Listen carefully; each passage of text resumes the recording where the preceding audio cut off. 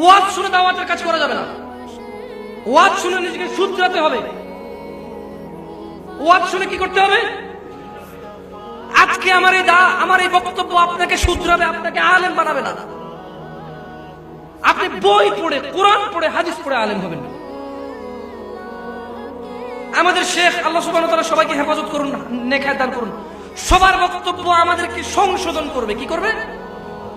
হারাম কাজে আমাদেরকে অনুৎসাহিত করবে, অনুৎসাহিত। হালাল কাজে আমাদেরকে উৎসাহিত করবে, কিন্তু আমাদেরকে দায়ী বানাবে না। কি বানাবে না? আমাদের চরিত্র উত্তম করবে, আমাদের পারফরম্যান্স বৃদ্ধি করবে, আমাদের আমল বৃদ্ধি করবে ওনাদের ওয়াজ। কিন্তু আপনি যদি দাওয়াতের কাজ করতে, আপনাকে কি করতে হবে? এখানে এমন কোন মানুষ নাই আমার মনে হয়, আল্লাহ ক্ষমা করুন, দুই একজন বাদ যেতে পারে, বাকি সবাই তার নিজ নিজ জায়গায় কাউকে না কাউকে দাওয়াত দেয়, কিন্তু কেউ বই পড়তে চায় না। কেউ কি করতে চায় না? আমি আজকে আপনাদেরকে একটা অনুরোধ করি, যদি মিথ্যা হয় আমার নাম্বার আছে অনেকের কাছেই, ফেসবুকে পাবেন, আপনি আমাকে ফোন দিয়ে যা খুশি তা বলে নিয়ে আমি মেনে নেব।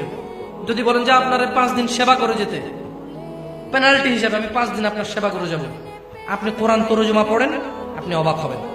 আপনি অবাক হবেন। আপনি 2টা সূরা তরজমা পড়ার পরে আপনি চিন্তা করবেন, আল্লাহ, আমি 10 বছর ওয়াজ শুনে যা শিখিনি, এর চেয়ে বেশি শিখছি। আপনি কি তরজমা কোরআন কি আপনি বলেন? আমি আপনাকে সিম্পল একটা উদাহরণ দিই। আপনাকে মানে কিভাবে আমি বলবো যে কোরআনুল কারীমের পড়া এবং এটা তেলাওয়াত করা, এটা তরজমা পড়া, এটা তাফসীর পড়া, হাদিস পড়া, এটা আপনাকে কত উন্নত করবে। আমি